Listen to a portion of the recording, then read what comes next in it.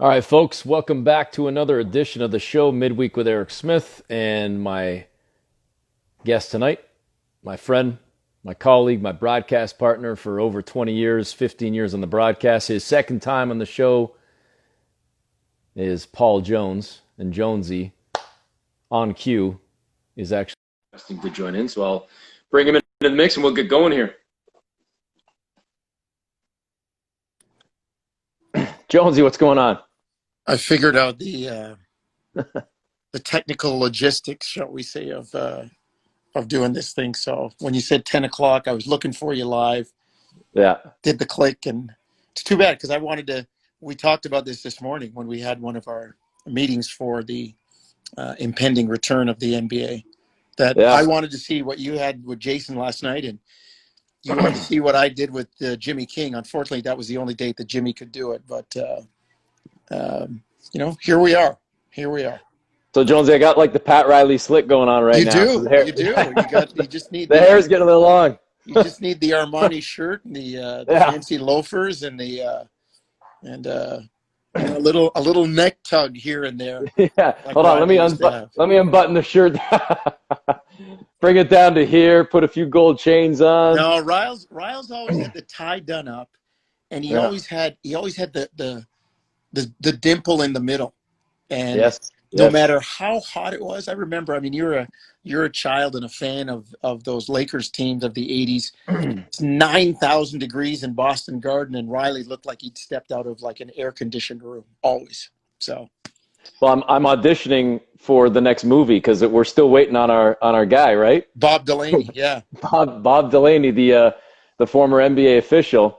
And if you don't know Bob's story, folks, we've talked about it many times on the radio, on television, whatever. But Bob Delaney, who used to work undercover as a police officer and then was undercover in the mob and helped bring down factions of the mob.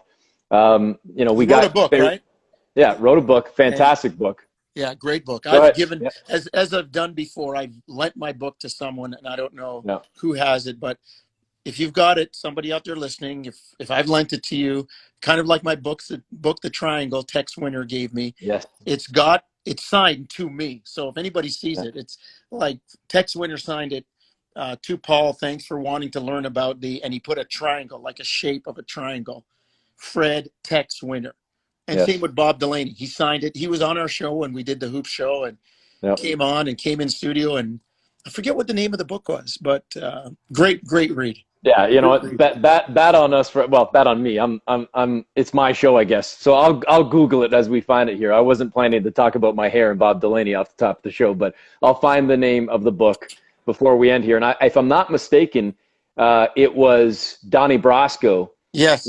With Johnny Depp and Al Pacino, where portions of Bob Delaney's life story, in a sense, are kind of tied to portions of that movie, Donnie Brasco. So Bob Delaney has talked about doing a movie one day, has actually been in conversations with Hollywood and with certain producers and trying to, get scripts approved and whatnot. And he has said that, I'm pretty sure you have a role too, but he always said that I had the Saturday Night Wise guy look where I would certainly I'd be killed off in about 30 seconds. Yeah, but he told me you've got a part in the movie. Yeah, he told me too. I was dying early in the movie, so get a good look. Yeah. I want to go in 19 different directions with this thing, Jonesy, and I'm sure you were watching Inside the NBA over the course of the last hour or two at 8 o'clock Eastern.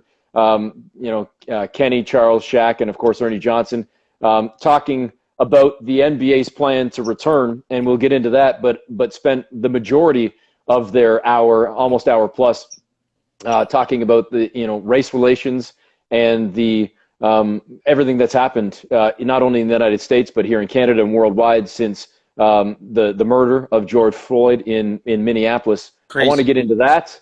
And oh yeah, by the way, I planned on having you on for a second time as well, either this week or next, to talk about the 1 year anniversary of the final. So there's so much pro and con to get into, but I don't know, Jonesy, I feel like I'd be doing a disservice to what's happening in our community, in our world right now, if we didn't at least start with everything that's going on as it relates to Mr. Floyd, his death, his murder, and the trickle down effect Yeah. of both pro and con of the conversations and the movements that have happened since.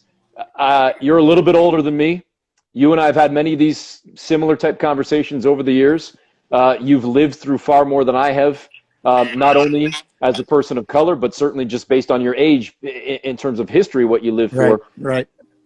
What are you feeling in this moment, either A, right now, or what you've been feeling now for over a week? Well, I'm feeling that this time I was on with Tim and Sid earlier, and for me, we've gone back to a position of hope, right? It's like the NBA. Life is like, it mirrors sports. You're either selling wins or you're selling hope. And right now, we're back to selling hope for this situation of resolving, racism and changing attitudes. And I guess for me, it's too bad that it had to happen like that for us to start the conversation. And Yeah. seeing all of these major corporations and organizations now wanting to say, hey, we should talk about this. And it's good because they're asking, geez, are we part of this systemic racism? And the answer is, yeah, you are. You don't know it, but yeah, you are. And it's as somebody who's a victim of it or kind of involved in it and swept away in it, you try to point it out subtly and it doesn't come up. And then something like this comes up and people go, wow, they take a step back. Mm-hmm. Because with Rodney King, with all the others, Eric Garner, uh, Breonna Taylor, Trayvon Martin, with all of them, people look and they go, wow, that's awful. And then they go on about their way. It's like passing an accident on the side of the road. God, that's awful. Geez, I hope nobody was hurt, or it's too bad somebody died in a car accident, and they keep driving. Now people are pulling over to the side of the road and saying, what can I do to help? And that's where we're at now. That's why we're having these open dialogues and having these discussions about what it is that we can do to change things. And we need change. We need change. It's more prevalent in the U.S., but if they're one of the biggest nations where it's happening, then if we change that first, it's going to trickle down everywhere else. And it's about attitudes. I mean, I was really disappointed in Drew Brees when he said that yesterday. I'm like, I love the guy's football game. I love what he's done for the city of New Orleans. I'm a huge fan of his. I'm a Browns fan, but Yep. like he's one guy I love to watch every Sunday, man. He's exciting, and his family guy and all of that. And when he said that, it broke my heart because Drew, it's not about the military. It's not about the anthem. Cap could have protested, stood up outside Walmart. Like he could have stood on a major highway, on an interstate. Like it's his message that you need to listen to. It was never about the flag, never about the military. And he gave money. He had an action plan. It was interesting because last year during the finals, one night I was invited to a dinner the night before Game 6 Mm-hmm. at a restaurant in San Francisco with Mark Spears and a bunch of people. And one of the guys at the dinner was Bobby Seale, who was a member of the Black Panther Party. And he's talking about Huey and all these people. I'm like, Mark Spears, I'm elbowing him like, he's talking about Huey Newton. Like, and one of the guys sitting beside me when I introduced myself, his name was Amir Loggins. And he's a doctorate, a professor of sociology. He was at Stanford. I don't know where he is now. But he was basically the guy that educated Colin Kaepernick through the process. And when the restaurant closed and kicked us out, I stood there for an hour and a half talking to the guy. I took his number. I've been in contact with him. And the stuff he's talking about is how to change it. The problem is nobody was listening. Nobody wanted to listen. And now finally we've got we've got something where people are, people are willing to listen. So we can start the dialogue, and that's a good thing. It really is a good thing. Jonesy, you mentioned some of the names, and with no disrespect intended, I mean the list of names, unfortunately, is far longer. But when you said, whether it be Rodney King or Eric Gardner or Ahmed Arbery or George Floyd now, and again, it's a vast list, many names that I left off. Why do you think that Mr. Floyd's murder, was the tipping point? The point where finally, people across the board have decided to wake up and at least attempt to unite? Well, there's a couple things at play here, E. First of all, the way it played out, like it basically played out on national TV. And then the subsequent incident of Omar, what's his name, the CNN reporter, arrested live on air. Yep. I mean, and George Floyd was pleading for his life, and it was inhumane the way he was treated. Omar from CNN was basically just covering things. And he went through something that a lot of blacks go through. The police are there. It's like, am I okay here? Should we stand back? He holds up his pass. I'm here with CNN. Just tell us where you want us to go. Are we okay here? You never hear any answers. And then the next thing you hear is, why am I being arrested? Yep. Like an arbitrary might is right situation. I mean, they knelt on the man's neck for 9 minutes, and people watched that, and other people pleaded for his life, and it was ignored. And because we're in COVID-19 shutdown now, there's no distractions. Like, it's all focused on that. There's no games. There's no basketball. There's no baseball. There's no NHL playoffs. Yeah. There's no NFL OTAs. There's nothing. It's all there for people to look at and see. And somebody said, wow, that would have been happening during the finals. I don't think it would have drawn that much attention. A couple of players might have said stuff about it, but the majority of the reporters and the news would have been, okay, well, yeah, he talked about it, but how are you going to win game 4? But there's no distractions now. And this is something that has happened repeatedly. And finally, people are looking at it and saying, that is terrible. We need to do something. And with the void of leadership in the U.S. stepping up and saying, what can we do? Other people are like, well, you know what? He ain't doing anything. We're going to take it upon ourselves to try and do something. And I saw a tweet from the mayor of Seattle saying most of the rioting and looting is being done by people who are not involved in the peaceful protests. They see a crack and a chance to jump in, and they jump in. And to me, Eric, it's just because of the time that we're in with nothing else going on, that's squarely in the crosshairs. Well, I don't want to say it's funny. It's ironic. It's prophetic to some extent. Everything you just said, Jonesy, about if the finals were going on right now, we think back to a year ago, almost to the day, and there were 2 separate incidents that one absolutely without question was rooted in race.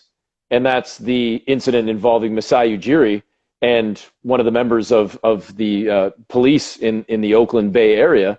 But then the other one, of course, minority owner of the Golden State Warriors and Kyle Lowry, and Lowry jumping into the stands to try and save the ball and getting shoved and whatnot, whether that was racially motivated or whether that was simply Raptor versus Warrior and, hey, get off me, get off my wife, get out of here type thing. But you could certainly draw some certain potential parallels or comparisons to how that may have been rooted even in a racially motivated scenario. And that's just a year ago.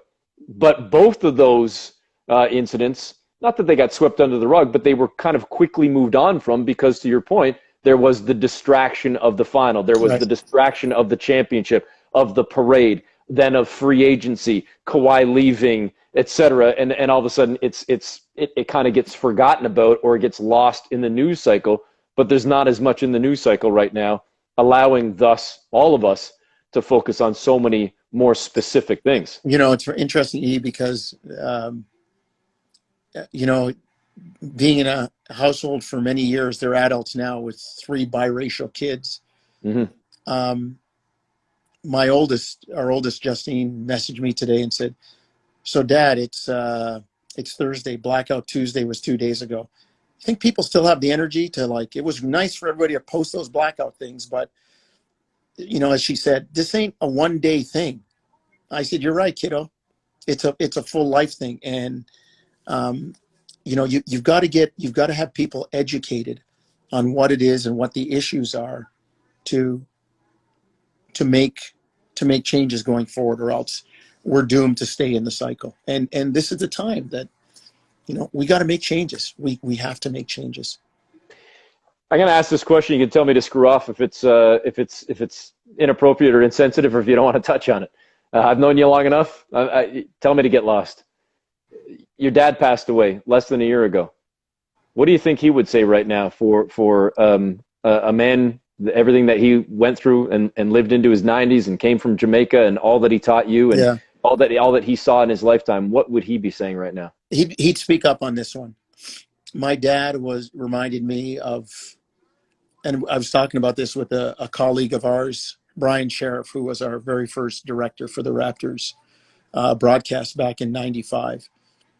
And he's older than me, and Bay Area guy, and very much like my dad in that sense. And my dad was, he was a Dodger fan, and the reason why he was a Dodger fan was they broke the color line, and Jackie Robinson played in Montreal before he played for the Brooklyn Dodgers, and Jackie was the right guy to break the color line.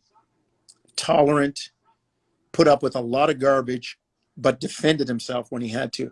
And I see my dad. That's how he was, and that's how Mark and I were taught. Mark's a little bit more as the younger one. I'm the conservative one, the older one. Anything about birth order? He's the one that's more likely to speak up. But we were both taught to do it. Pick your spots. You know what? If it's not a hill that you're willing to die on, or it's something you can get past, then get past it. But when you have to defend yourself, you do. And this Mm-hmm. is literally and figuratively. And this one would have shaken my dad. Like there were lots of stuff that he just kind of, don't worry about it. They don't know. They don't know any better. I'm Yeah. better than that. I'm going to rise above that. I'm going to be better. But there were times when, we heard him speak up, and like, you can't help but not speak up on this one. I mean, it was reprehensible. It was appalling to see a grown man begging for his life and somebody kneeling on his neck, and everybody else saying, "Hey, he can't breathe." Like he's calling for his mother, and I don't know what stirred in Officer Chauvin not to, like, where's your compassion? And I guess, knowing my dad, that's something that he would have had a hard time with that one. He really would have. And I think even the most tolerant people now, are having a hard time with that one. I mean, we had a hard time with all of them, with you know, with Eric Garner, with George Floyd, with Rodney King, with Ahmaud Arbery, with all of them. We had a hard time with Trayvon Martin, with Tamir Rice. We had a hard time with all of them. And you keep speaking up, and it's like the crash at the side of the road. People look and say, "Wow, that's awful. Sorry, away. I got stuff to do," and they move on. Yeah. And you're left to deal with the fallout. And right now, people are pulling over. People are saying, "No, we got to deal with this. We must deal with this so it doesn't happen again." I could go in 19 different directions here. I'll maybe circle back to the other 17 or 18 in a second. What I've been thinking about the last couple of days, our colleague, we used to work a lot more with him, but I know he's still in the industry and he's still doing some writing. But Darren Andrade. I saw your exchange with him, your positive back and forth on Twitter with him. Yeah. Yeah. So he reminded me of a conversation that we had about a decade ago. I think it was a little more, but he said 10 years ago. And I had honestly forgotten about it until he said it.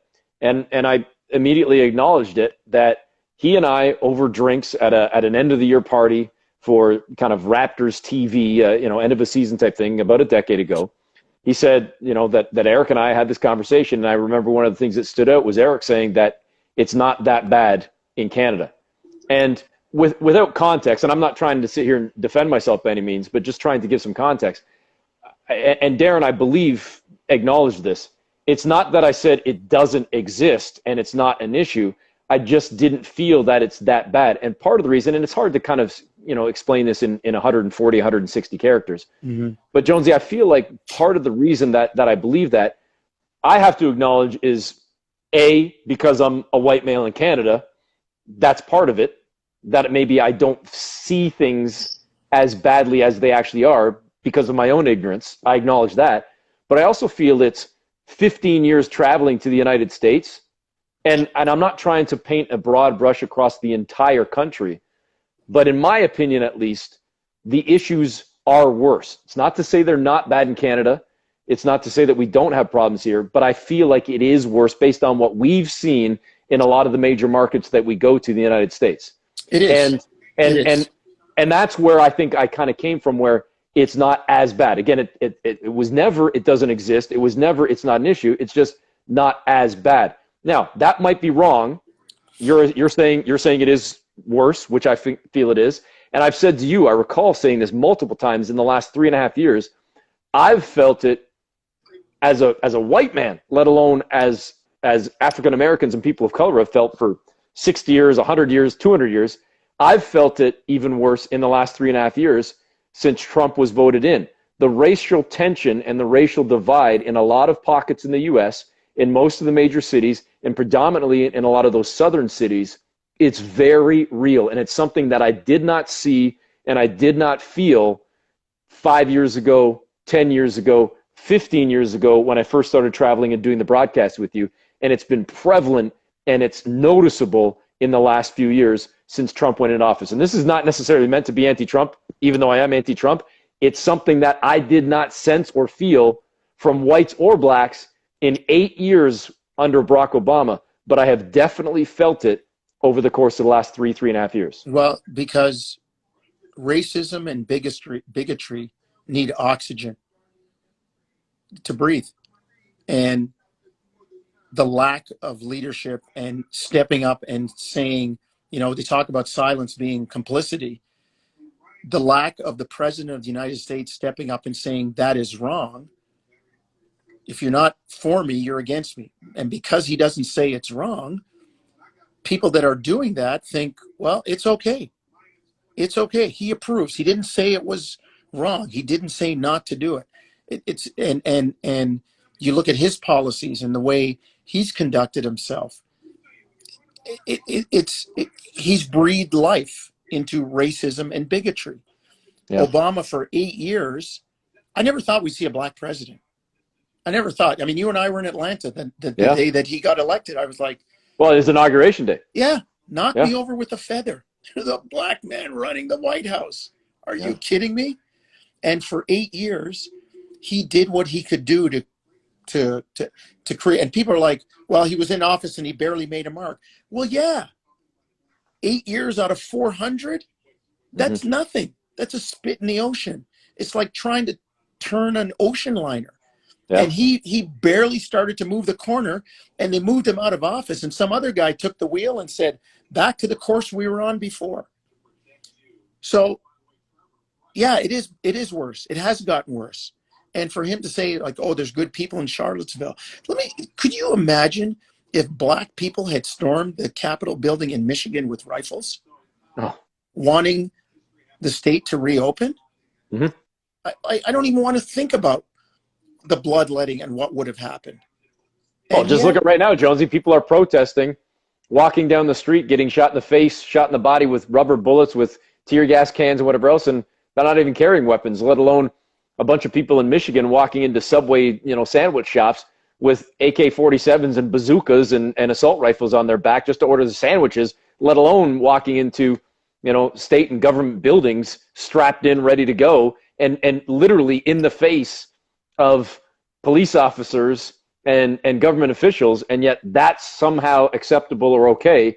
But yet protests, even if rioting is occurring, protests that are happening, peaceful or otherwise, with unarmed people, be them black, be them white, be them civilians, or be them media members, getting shot.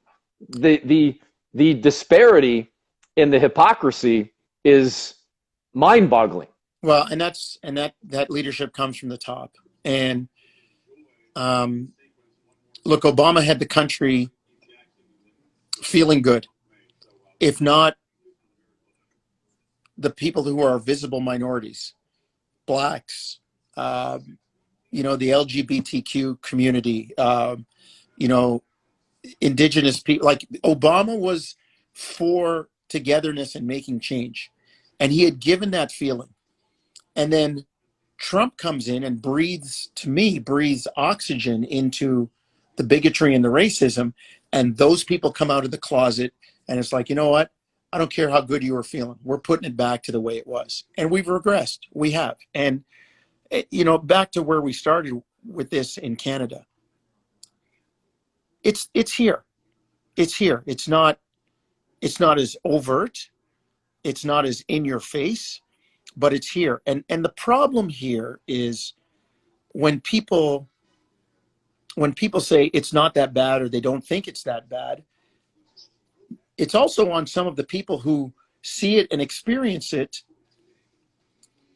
that don't speak up for fear of reprisal for their job or their livelihood. And they just kind of like, you know what? I ain't making the rules. I got to take it. Right. And I'm hoping that, you know, the younger generation, because we've had all this, people will start to speak up. People will start to speak up against systemic racism, against institutionalized racism. That, hey, no, that is not okay for that to happen, whatever it is, or to voice their opinion to a boss and go in and say stuff. And I'll say this, I won't name names, but in our industry, I've said it to people. I brought it to people, and they have said, well, no, I don't see it that way. I said, well, a man's going to see what he wants to see until reality proves him otherwise. So I can take solace in the fact that I felt that I was a victim there, and I spoke up, and nothing was done. Mm-hmm. Okay, move on. Move on. I'm not going to let it go, because when it boomerangs back and I get a chance to bring it up and speak about it again, I'm going to. Because I'm going to have reality try to prove you wrong. But you don't believe me? Fine. And you know, that's the other thing I always get into. Don't tell me how I feel.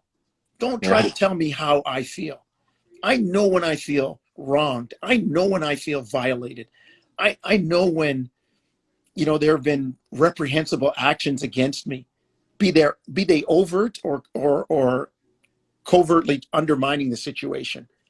So don't tell me how I feel. And you know, again, I really try to adopt like my dad's Jackie Robinson attitude. Kind of get over it, get on with it, move on, say your piece, defend yourself. And there's a very small circle of people that will, I don't know, hear the full wrath of how I'm feeling.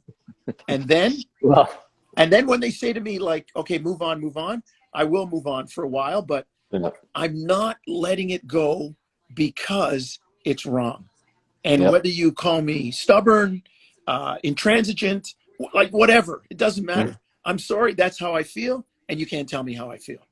Well, I don't know that I'm part of that inner circle, and I don't need to be, but I'm happy to be if you ever want to confide in me. But you have confided in me in some things over the years, and even as recently as this past season, and I'm not trying to push you out on a ledge here, Jonesy, as you've gotten older, you've said to me even a couple of times that your censor button is getting, you know, it's getting less and less. You're getting it's your trigger finger because, and maybe it's to the point like you talked about with your father, whatever it may be, where you're tired of not having the conversation, or you're tired of swallowing it, and it's time to say something and to stand up. I know why old people lose their filters. I do, because I'm old people now, and you get inundated and pounded with the same stuff over and over. And after a while, I mean, I always draw the example of you know, when I was a principal of the school, and they bring two kids in at lunchtime for a fight, and it's like, what? That kid's in here? He's one of the best kids in the school. I'm like, what's going on? Send that other idiot outside, because he's in here all the time. I want to talk to the kid that's never in here. Well, what's going on, Eric? Well, I told Paul, like, I've been telling him for like a year, don't touch me, stop bothering me, stop calling me. And sorry, sir, I lost it. And I hauled off and I hit him. All right. You know, you're not supposed to hit him, right? No, I know. I understand why you did it though. And that's where we're at in a very bad analogy in society now. Mm-hmm. It keeps happening. And people finally have had enough. And they've had enough to the point where other people now have seen it and they're like, yep, that's bad. We got to do something about it. So this is just the start right now. This is just the start. I've been listening to, I'm reading a book right now by George Yancey. And it's you know, when we talk honestly about racism in America, and Cornell West, who's a learned black man, does the forward. He was a professor at Dartmouth, at Yale, Princeton, Harvard, like 3 or 4 Ivy League schools. And some of the stuff they're saying is eye-opening. I mean, I'm like, yep, I'm reading the book. I'm like, yep. And that's where we're at now. It's time to have those uncomfortable conversations. It's time for people to understand that even those subtle things you do, that's not right. This is how it makes me feel. And they talk about, I'm also listening to a series of podcasts called 1619 from the New York Times. Fabulous. And they go back to Thomas Jefferson writing the Declaration of Independence, we the people, in order to form a more perfect union, with a slave beside him. Right. And slavery is never mentioned in the Constitution and any of the amendments, but it's implied. Like the 13th, where you're free. Unless you can commit a crime, we can take your freedom away and lock you up. You know, and to see people, the woman in Central Park weaponizing her white skin. Oh, I'm going to call and say an African-American man is hassling me, and that'll get him locked up. That'll take away his freedom. Yeah. Like, to see those kinds of things, it's wrong. It's wrong. And it's good that we've got camera phones now and technology to call people out on that stuff. I would challenge or promote. I don't know, Jonesy, if your speaker's a little loud right now on your phone. I'm getting reverb of my own voice back in your phone. My finger was under it. That's all right. If you haven't seen the stand-up from Michael Che, the comedian, the actor, the writer on Saturday Night Live, he's got a special on Netflix. And I know that the clip has been making the rounds over the last few days, the last week plus. And I don't know if you've seen it, Jonesy. But he talks, and this thing came out over a year ago, a couple of years almost, I believe. I was listening to skits from Richard Pryor in '77 that talked about the LA police using that chokehold. Right. Like that's 70. I'm a teenager in '75, and listening to Richard Pryor, and you know what? A guy died like last week from a chokehold on his neck. Like enough. Well, Michael Che's talking about just even Black Lives Matter. He said, Black Lives Matter. He goes, just the word matter. It's not even black. And he goes on to how lame it is that people even have an issue with that phrase, with that battle cry, with that term, because it should be much more than just matter. It's like, really? That's the best we could come up with is we only matter? It's so, it should be much more impactful. And the fact that people even have an issue with matter. And one of our other colleagues I saw tonight, Akil Augustine from NBA TV Canada, due respect to Akil, I know he didn't draw this, but he posted an image that he got from somewhere that showed the little girl. Well, there's a little cartoon, like just a cartoon of somebody on the ground that basically injured, and my leg hurts, my leg's broken. The person holding them saying, "Go get help," and the person standing there saying, "Well, what about my legs?" Like their legs are fine, and it's what about my legs? As opposed to let's help the person who's actually hurt. Right. And I thought that kind of just spoke volumes in many ways as well with what a lot of people are dealing with right now, and the ridiculous reaction from so many others. And I think the negativity, and rightfully so, the negativity that is associated with those that try to respond with, "Oh, but all lives matter." That's not the point. That's not the point. We're not saying that all lives don't matter, or that all lives shouldn't matter. We're just simply trying to focus that, yes, Black lives should matter as much as anybody else. And I think that's where I understand, at least, the vitriol that's behind, understandably so, those that just try to throw it back at you with all lives matter. And it sounds terrible, and it sounds terribly uneducated too. In the United States, you really need to examine the history of the system that was put in place to basically socially incarcerate Black people, um, through slavery. And you know, when it was abolished, even President Lincoln, who signed all the abolitionists legislature, he wanted the Blacks freed because of the war, but he didn't want to give them equality, just like let them go. And Mm-hmm. when all this land was being given away in the western part of the United States, they would just as soon give it to peasants from other places in the world before they gave it to Black people who had been working the land for 200 years and generations born into slavery. I mean, Spike Lee's the moniker for his company, 40 acres and a mule. That's what they promised people when slavery ended: 40 acres and a mule to farm your land and get you started. And that Spike's got it up there because people are still waiting for it. And the attitudes are the things that change. And I'll let people in. You and I, we've talked about this before. We go to Memphis, and Yep. like, are we going out? Well, only if I go with all you guys, Yeah. right? Or we go for a team dinner at the rib place, and Yeah. Yeah. we might go into the bar to listen to some music, and then I'm usually the first one out. You know what? I'm out of here. And there are places that still make me uncomfortable, and that's one of them. It's a Well, great listen. it's a great city. There's great Yeah. food. I mean, I always walk it from our hotel over to the Lorraine Motel, which is a civil rights museum where Martin Luther King was assassinated, and I take a picture there every year, just to remind myself. And it's like this whole thing with Colin Kaepernick. Muhammad Ali's stance wasn't popular either, and people saw him as unpatriotic and against the military. But history proved him right. It played out. And 4 years ago, when Cap took a knee, people were made it about the flag and the military. And it was a military guy that told him, I'd rather you kneel as opposed to sit down. Sitting is disrespectful. I'd rather you kneel. So he Mm-hmm. knelt. And people made it about the flag and the military and everything but what his protest was, which was police brutality is killing Black people. And it's funny, I saw something on Twitter just yesterday where a white guy, the victim, the same way, and nobody said anything. Like it's got to stop. It's got to stop. Well, Jonesy, you mentioned Memphis, and I don't want to put words in your mouth here, but I would hazard to guess. You and I have been working together on the broadcast. We've been working together, period, on any shows for over 20 years now. We've been on the broadcast together for 15 plus years now.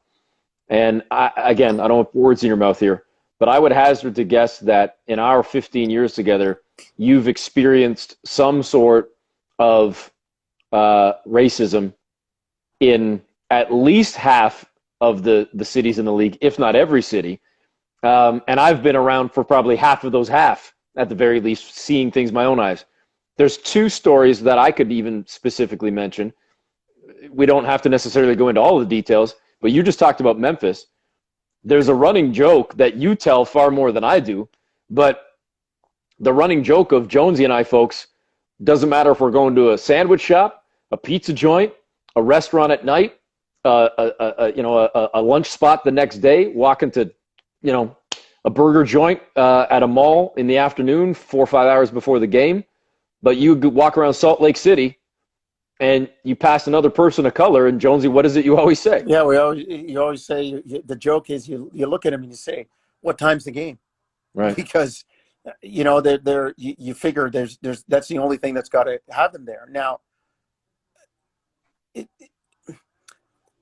And I've seen the looks on people's faces when we're walking together in downtown Salt Lake City. They think everything of us, like a Black guy and a white guy together. Are they a same-sex couple? Like it's and to be honest, it shouldn't matter.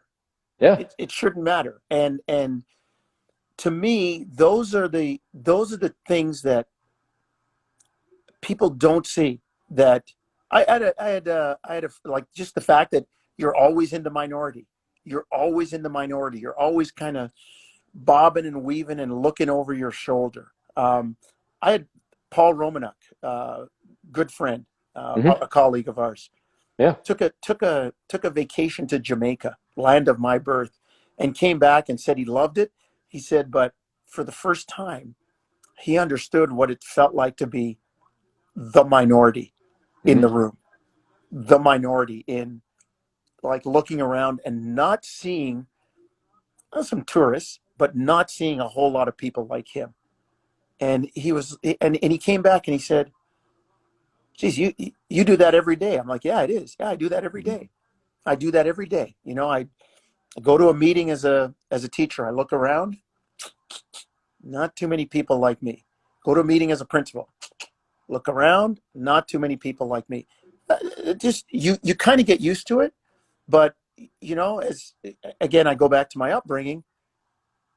Like, you deal with it. You educate yourself so you can hang with that crowd when it's time to talk about whatever it is that's being talked about in the room, and you can put yourself off as an intelligent person to belie the stereotypes that people may have when they first cast eyes on you.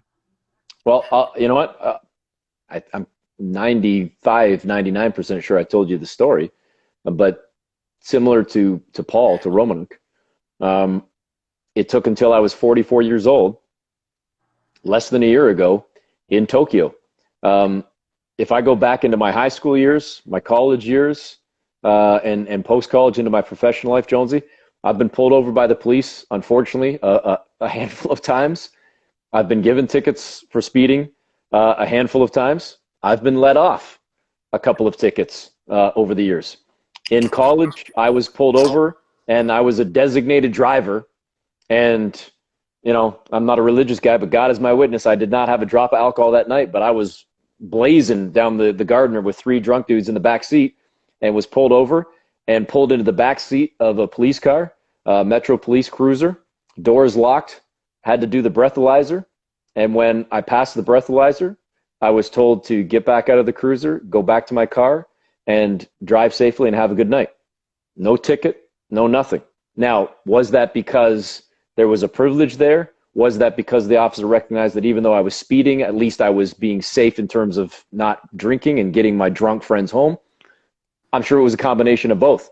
But it took until I was 44 years old in Tokyo, Japan, where I, you know, as a white North American, a Caucasian in Tokyo, and I think I told you the story. Oh yeah, oh yeah. Walking down the street, 6, 7 o'clock at night, wasn't in a bad neighborhood.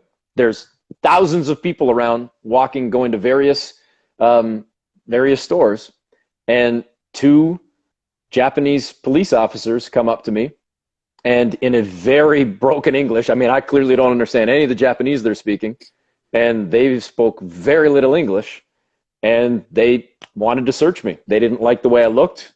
They didn't think that I belonged there, whatever it was.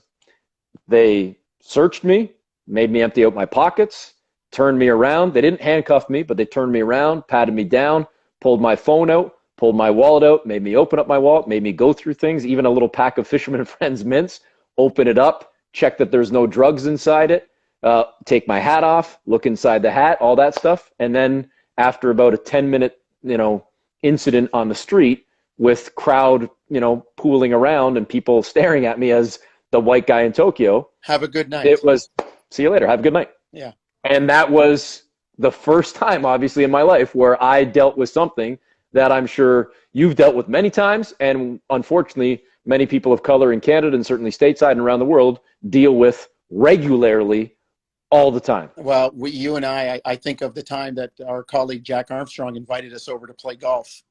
Yeah. And we got to the border and myself and you and Sherm. Right. And yeah. it wasn't right what happened, but you know what? Let's go play golf and enjoy the rest of the day. It's that kind of stuff. It's just, kind of looking at people and prejudging, which is the basis of the word prejudice, prejudging and making assumptions before you actually know. So look, where we're at now at this time in society, it's good that we're starting to have these conversations. It really, really is. It's good for people to be educated. It's good that, all our big companies, Rogers and MLSE and like they want forums on open discussion on racism and stuff. And it's sometimes hard to hold up a mirror to people. They might not like what they see. Mm-hmm. And that was the phrase that my mom and dad used to use when Mark and I sat as kids in the 60s on the floor, literally on the floor, not even a piece of carpet, in our apartment above a laundromat on St. Clair Avenue, and watched the CBS Evening News with Walter Cronkite, where Bull Connor, the police chief in Alabama, turned on a fire hose with the force that could take the bark off a tree on people that were sitting at a lunch counter and came out of the building. Those are the kind of attitudes that we need to change. And my dad used to say, like when President Kennedy was signing these civil rights bills, and the civil rights bill was signed in 65 and the voting bill was signed in 68, and my mom and dad said people are holding up a mirror to America, and the leaders in America don't like what they see, and they're trying to make changes. And it's unfortunate that there were setbacks, the same way Trump has come in and set back what Obama's done. In the space of 5 years, between 63 and 68, President John Kennedy, Martin Luther King, and Bobby Kennedy were all killed. People that wanted to push the ball forward. And it just one step forward, 3 steps back. So we're at a place now where we're going to start the dialogue again. And let's hope people have the same veracity, the same energy, the same, passion and zest for making changes we do 6 months from now, 6 weeks from now, than we did in the last week. I was going to tell one other story here. I don't know if it's timely now or not, based on what you just said. Maybe it's time to sort of move on from the stories. But you tell me if you want to share it or not. You got the time going. What do we got for time? Hit the 12 minutes. 12 minutes. All right, let's do it. And then so and I know you'll remember this, and unfortunately / ironically, we're staying at the Trump Hotel Central Park, the Trump Central Park in New York, going back over a decade ago now. And I don't know, I don't want to speak for Jonesy here, folks. 15 years on the road, the endless amount of Raptors that have come and gone. I think I can count on one hand the amount of times that I've been out socially with a player for either dinner or drinks or otherwise. It just doesn't happen. You might run into guys in the lobby. You might run into them on the street, say hello. I remember the night, right? You had been doing NBA TV. Yeah. And I ended up in a bar, and we were with Mike James, Raptor guard Mike James. We had run into each other in the lobby, though. I had just come back, and I was meeting you for dinner, and they were heading out. Right. And it was Mike James from Amityville, New York, who certainly had an edge and a chip to him, but at the same time was also one of the sweetest guys around, still is to this day. And he had a couple of his friends that he grew up with from Amityville, who I had never met in my life, who you had never met in your life. And they were like, come on, y'all roll with us. I believe it was 2 or 3 of them. I can't remember, honestly, if it was 2 or 3 of them. And they were like, come on, roll with us. Let's go. You come with us. And now I remember thinking at the time, here's some white dude from Canada hanging out with a bunch of dudes from Amityville. And like, I'm the one that certainly stands out. But, hey, they're welcoming me in. I'm welcoming them in. Sure, let's go have dinner together. Let's go have a drink together, whatever we're doing. We walk out onto the street. And again, we're talking at Central Park, right outside Central Park, right at Columbus Circle in New York, outside the Trump Hotel, maybe half a block away from the hotel, if that. And it was Mike walked out that night. It was freezing that night. So Mike walks out to try and flag a cab. 17 cabs fly by. Nobody's picking him up. Sends out one of his buddies. tries to flag a cab. 15 cabs fly by. Nobody picking us up. The second buddy goes out. Nobody. Finally, Mike goes, get out there, get us a cab. And I'm like, what do you mean? He's like, they are not picking up the black guys. This is New York City. They are not picking up anybody of color. They're not picking up any African-American dude. Get out there, get us a cab.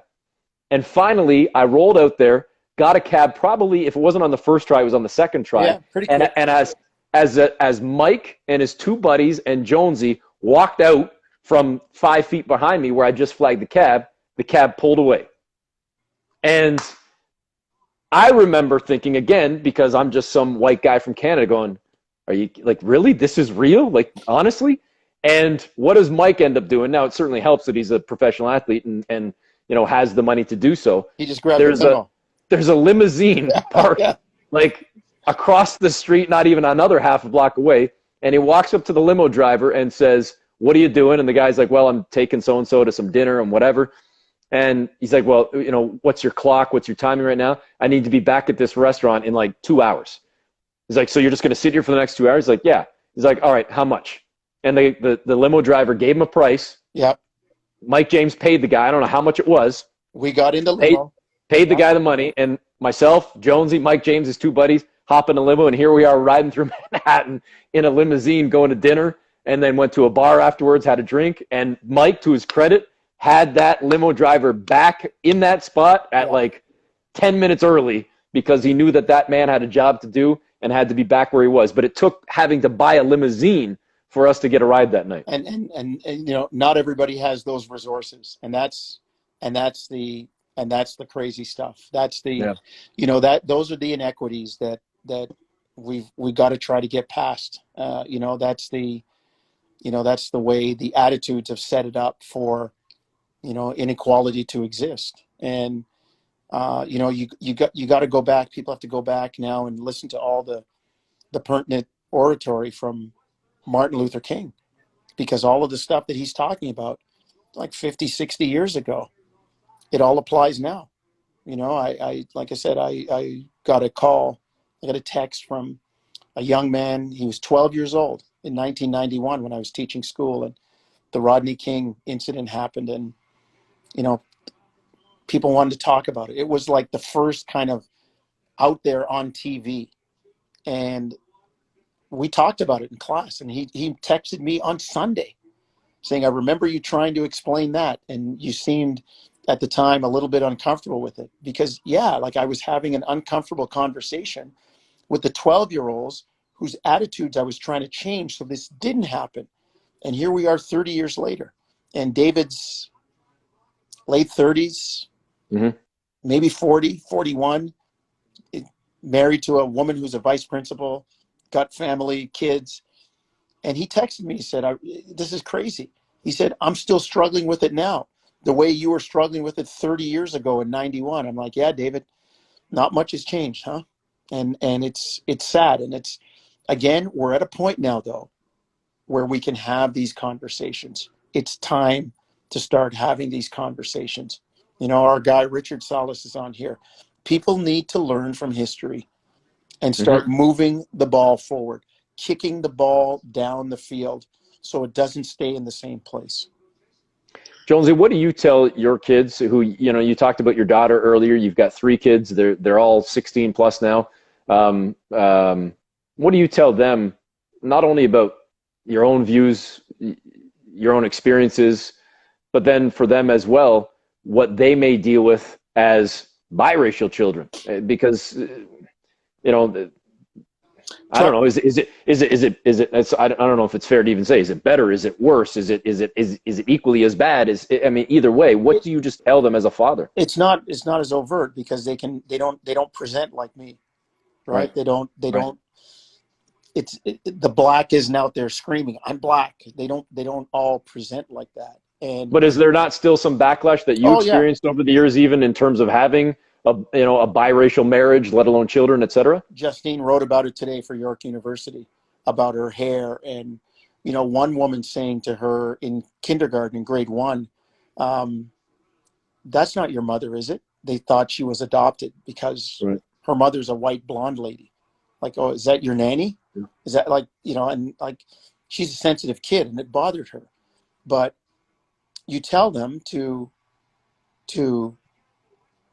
uh, to rise above it, but don't be afraid to defend yourself. If you have to speak up and say something, you say it and let them know how you feel. Yep. And you move on. And it can't, you know, I mean, there are some situations you can't avoid. It's going to happen. So you've got to be prepared to speak up. And part of speaking up, I just hope the Americans get out there on November 3rd and vote for a change. Bring somebody else in. Don't let this guy continue to breathe life into racism, bigotry, prejudice, and let people think it's okay to keep it the way we've had it for years. It isn't. It isn't, and it's time to change. I think we've got like 3 minutes left. So I feel like I'd be doing a disservice by asking another question or bringing up another point because I don't want to get cut off. Nothing worse than getting cut off, Jonesy, mid-sentence. We hear you. And we, you know, as I said off the top, there's a million different directions we can go, and we spent the hour. And I mean, I don't mind. It was certainly an important conversation that needed to be had, but we didn't get even into any discussion about the Toronto Raptors and approaching the 1 year anniversary, let alone talking about the news that came out of the NBA today. Maybe Part Jonesy 3, just 2 weeks. All right, let's do it. If you want to, we'll do it. Part 3, and we may have a surprise for people too, right? Yes. I wasn't sure if we should get into that or not, so I'm going to leave it. We won't. I'm going to leave it alone. But yes, Jonesy just teased it. We will have a surprise for you, for the audience here, coming very soon.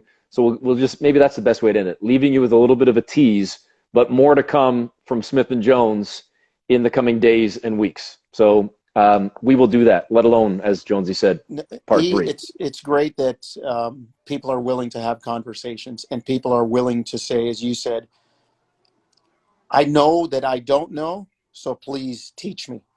And that's the way we move it forward. And until people are willing to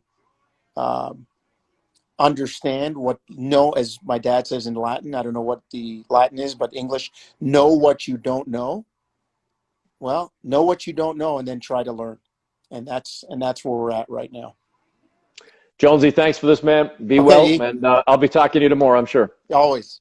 All right, and thanks for everybody that tuned in tonight as well. I'll be back next week with more of the show, and again, more from the two of us in the coming days and weeks as well. All the best, folks. Thank you. Take care.